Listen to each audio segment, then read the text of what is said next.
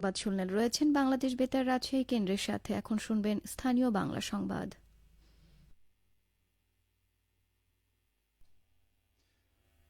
আসসালামু আলাইকুম।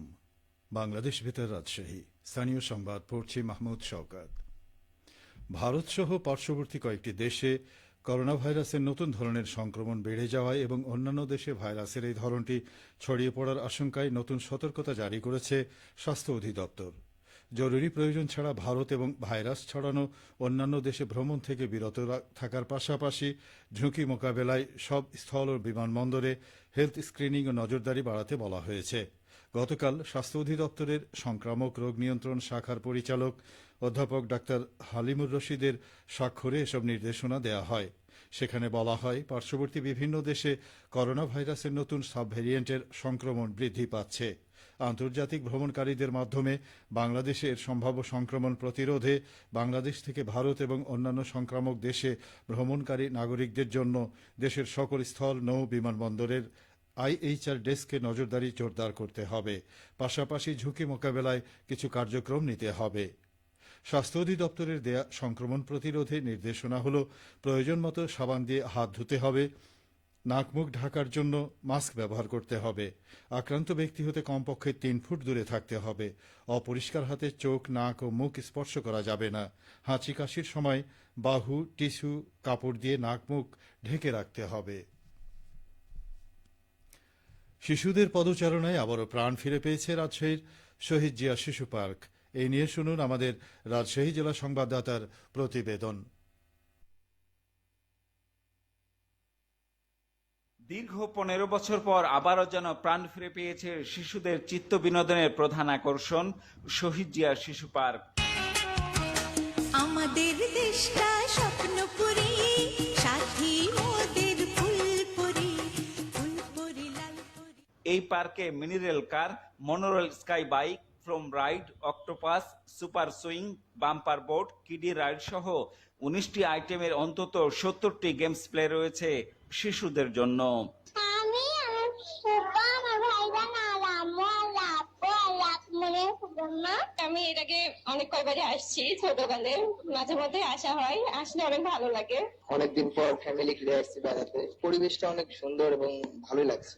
তবে গেল ১৫ বছর স্বৈরাচার হাসিনা সরকারের আমলে শুধুমাত্র নামের কারণে পার্কটির কোনো উন্নয়ন হয়নি, বরং সকল রাইড নষ্ট করে রাখা হয়েছিল জানিয়ে দর্শনার্থীরা বলছেন, এইটা আসলে একমাত্র শহীদ জিয়া শিশু পার্ক নামকরণ হওয়ার কারণে বিগত দিনে আওয়ামী ফ্যাসিস্ট সরকার এই পার্কটাকে প্রায় বন্ধ করে দিয়েছে।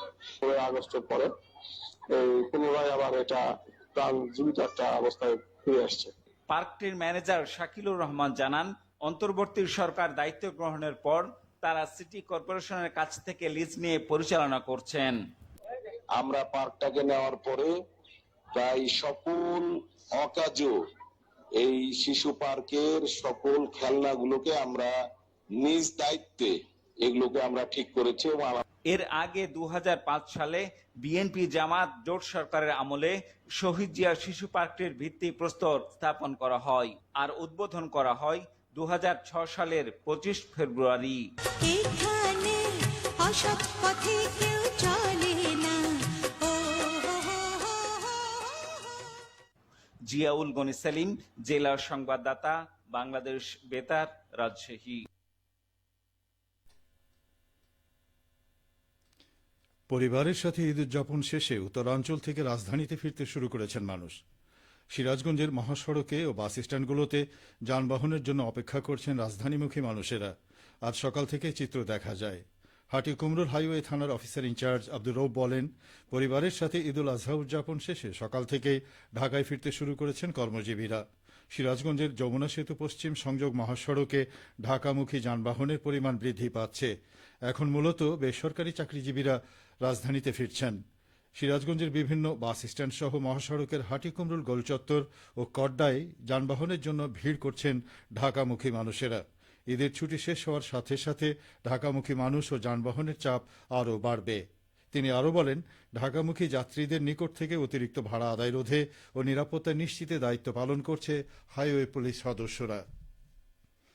সংকটকালীন পেঁয়াজের উৎপাদন বৃদ্ধির লক্ষ্যে সরকার নাটোর জেলার 600 ক্ষুদ্র প্রান্তিক কৃষককে বিনামূল্যে গ্রীষ্মকালীন পেঁয়াজ বীজ, রাসায়নিক সার এবং পরিচর্যার অর্থ প্রদান করবে। এই লক্ষ্যে কৃষি বিভাগ নাটোর জেলার জন্য প্রণোদনা হিসেবে 20,40,000 টাকা বরাদ্দ প্রদান করেছে। জেলার 7টি উপজেলা পর্যায়ে ক্ষুদ্র প্রান্তিক কৃষকদের তালিকা প্রণয়নের কাজ চলছে।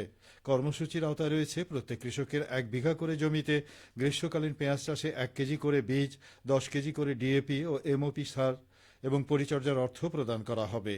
কৃষি সম্প্রসারণ অধিদপ্তর নাটোর জেলা কার্যালয়ের উপপরিচালক মোহাম্মদ হাবিবুল ইসলাম খান জানান, সরকার পেঁয়াজের সংকট মোকাবেলায় পদক্ষেপ গ্রহণ করেছে। এই লক্ষ্য অর্জনে প্রণোদনা হিসেবে জেলায় গ্রীষ্মকালীন পেঁয়াজ উৎপাদনে বীজ, সার ও পরিচর্যার অর্থ প্রদান করা হবে। সবশেষে আবহাওয়া। আজ দুপুর 2টায় রাজশাহীতে তাপমাত্রা ছিল 36 ডিগ্রি সেলসিয়াস। এ সময় বাতাসে আপেক্ষিক আর্দ্রতার পরিমাণ ছিল 61%। রাজশাহী ও পার্শ্ববর্তী এলাকায় আজ সূর্যাস্ত সন্ধে 6:53। সংবাদ শেষ হল। আমাদের পরবর্তী সংবাদ বিকেল 4:05।